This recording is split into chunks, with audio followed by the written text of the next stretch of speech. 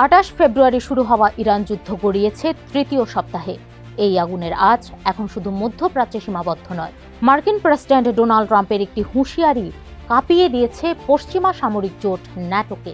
অন্যদিকে হরমুজ প্রণালীতে যুদ্ধজাহাজ পাঠানো নিয়ে ট্রাম্পের আবদার সরাসরি নাকচ করে দিয়েছে জাপান ও অস্ট্রেলিয়ার মতো ঘনিষ্ঠ মিত্ররা।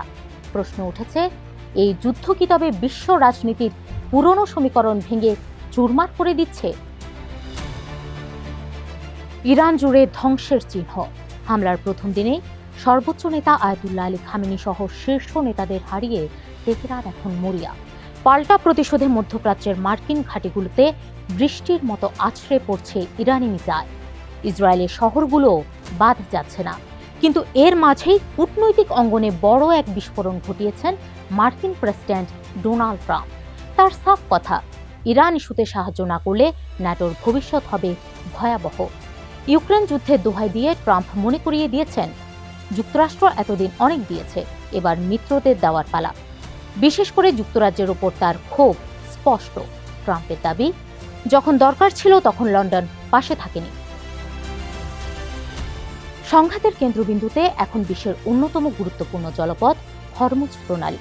ট্রাম্প চাইছেন মিত্র দেশগুলো এখানে যুদ্ধজাহাজ পাঠিয়ে পাহারা দিক, কিন্তু বাস্তব চিত্র ভিন্ন। জাপানের প্রধানমন্ত্রী সানায়ে তাকাইচি এবং অস্ট্রেলিয়ার পরিবহন মন্ত্রী ক্যাথরিন কিং জানিয়ে দিয়েছেন, এই মুহূর্তে কোনো যুদ্ধজাহাজ পাঠাচ্ছে না তারা।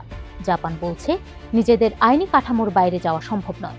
আর দুবাইতে অস্ট্রেলিয়ার বিমান থাকলেও সমুদ্রপথের অভিযানে জড়াতে চায় না তারা। ট্রাম্পের চাপের মুখে সবচেয়ে বড় নীরবতা পালন করছে চীন। বিশ্লেষকরা বলছেন, তিনটি কারণে ট্রাম্পের আহ্বানে সাড়া দেবে না বেইজিং।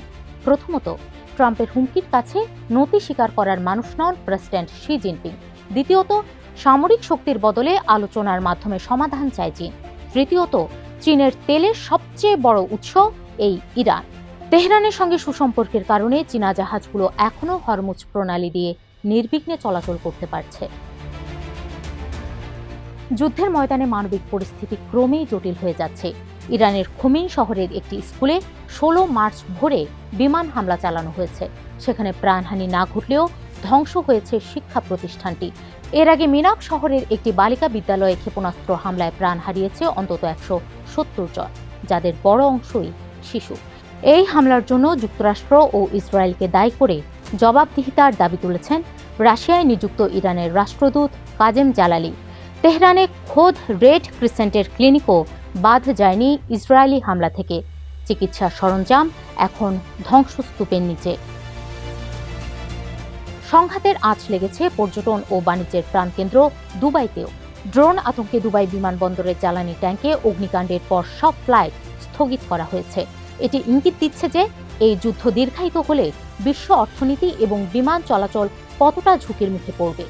ইসরায়েলের মন্ত্রী মিকি জোহর বলেছেন, এই উত্তেজনা শিগগির থামছে না। সামনে পরিস্থিতি আরও ভয়াবহ হওয়ার আশঙ্কায় দেশবাসীকে সতর্ক করেছেন তিনি। ট্রাম্পের হুঁশিয়ারি কি শেষ পর্যন্ত ন্যাটোতে ফাটল ধরাবে? চীন কি আদৌ আমেরিকার চাপে নতি স্বীকার করবে, নাকি মধ্যপ্রাচ্যের এই আগুন ধীরে ধীরে এক বিশ্বযুদ্ধের দিকেই এগিয়ে যাচ্ছে?